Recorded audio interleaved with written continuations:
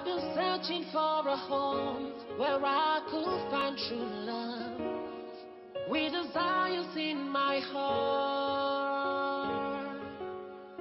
Salut, dans cette vidéo je vais répondre assez rapidement à la question qui a été posée par une de nos sœurs de Ngaoundéré. La virginité peut-elle être restaurée? Quelle est l'importance de la virginité et de la pureté sexuelle pour notre vie spirituelle? Je vais commencer par le premier volet. La virginité peut-elle être restaurée? La réponse simple, c'est non.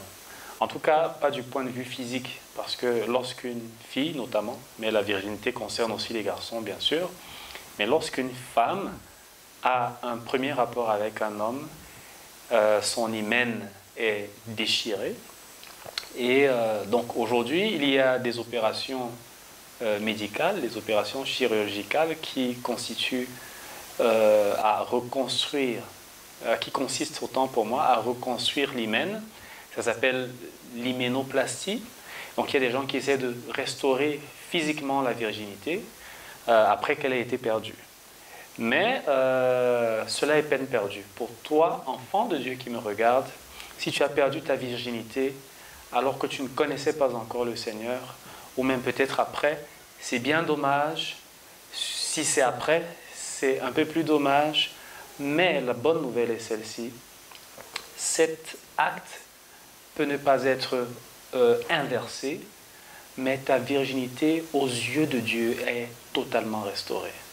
Donc, tandis qu'il est impossible de restaurer la virginité physiquement, même si la science essaie de le faire, la virginité qui consisterait, ou en tout cas qui s'imaginerait qu'on effacerait l'acte qui a été posé d'un point de vue humain ou physique, n'est pas possible.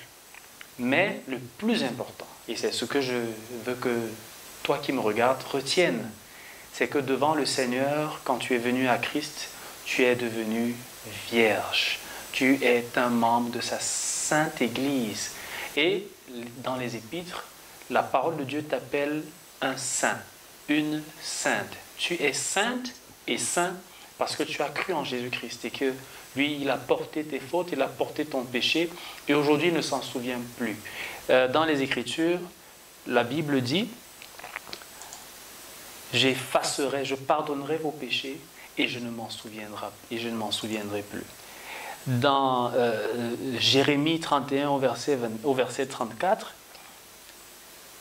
il dit qu'il ne se souviendra plus de tes transgressions passées. Donc c'est très important. Et bien sûr, nous avons 2 Corinthiens chapitre 5 verset 17, où la Bible dit que celui qui est en Christ est une nouvelle créature. Il est une création toute nouvelle qui n'a jamais existé. Voici, les choses anciennes sont passées et toutes choses sont devenues nouvelles. Donc je veux que si tu as perdu ta virginité par le passé, ne te culpabilise pas.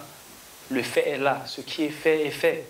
C'est déjà passé, ne reste pas dans la condamnation, mais prends la décision d'avancer avec Dieu et de rester désormais vierge devant lui, de rester pur devant lui, parce qu'il attend la pureté sexuelle de la part de ses enfants.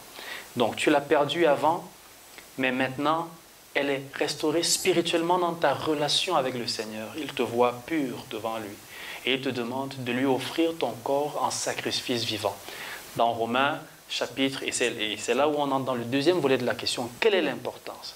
Dans Romains chapitre 12, au verset 1, la Bible dit « Je vous exhorte donc, frères et sœurs, par les compassions de Christ, de présenter votre corps au Seigneur comme un sacrifice vivant, saint et pur, car cela est de votre part un culte raisonnable. » Et j'aime la manière dont la version Darby le dit.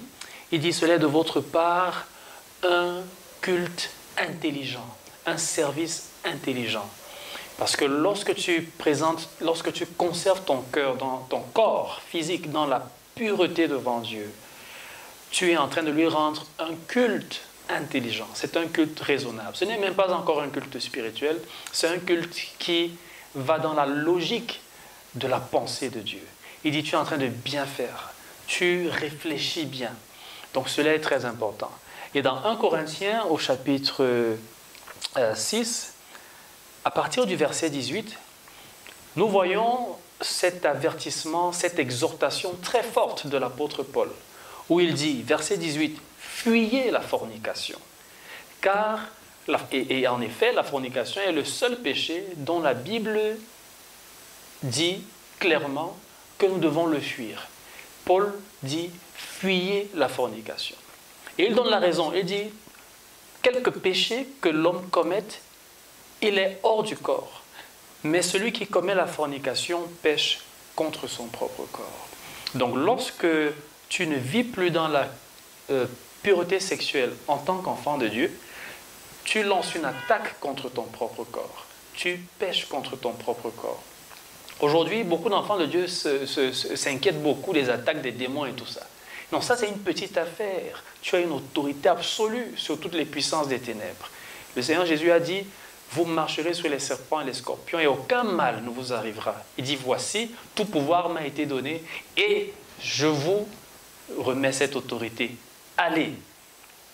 Donc, tu as autorité, tu as le pouvoir. Ne t'inquiète pas tant que ça de toutes les attaques qui peuvent venir de l'extérieur. L'attaque dont tu dois le plus te soucier, c'est l'attaque que toi-même, tu peux lancer contre ta propre vie, contre ta propre destinée. Et l'apôtre Paul nous enseigne que lorsque nous commettons la fornication, nous assonons un coup, nous lançons une attaque contre notre propre corps. Tu pêches contre ton propre corps. Et cela, bien sûr, affecte dans l'immédiat la fluidité, la pureté de ta communion avec Dieu. Et c'est pour ça qu'il faut tout faire pour te repentir, pour changer de mode de vie, sortir de là pour marcher dans une nouveauté de vie avec le Seigneur Jésus.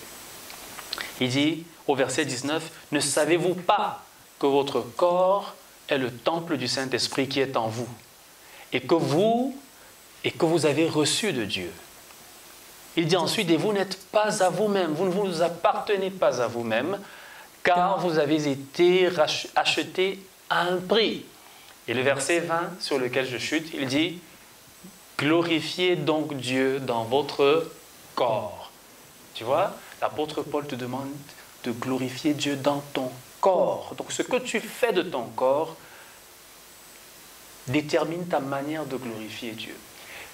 Le Seigneur veut que tu le glorifies par la manière dont tu gardes ton corps désormais.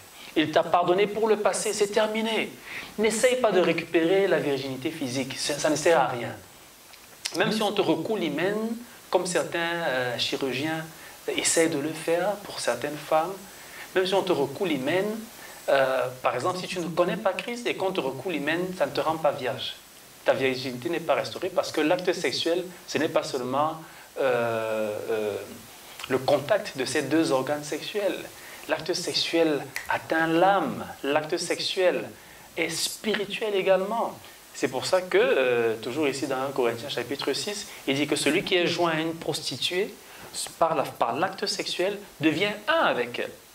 Tu vois? Donc l'acte sexuel n'unit pas seulement le corps, c'est une union de l'âme également, avec des répercussions dont on ne parlera pas ici. Mais, toi qui es enfant de Dieu, je t'assure, ne t'inquiète pas. Ta vie de derrière, elle est passée.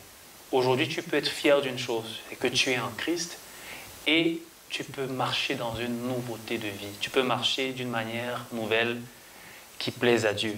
Et l'apôtre Paul te dit, glorifie donc le Seigneur dans ton corps. Je veux que tu fasses cette prière et que tu dis, Seigneur, je suis une nouvelle créature. Merci pour le pardon que tu m'as accordé. Merci pour la nouveauté de vie que tu me donnes.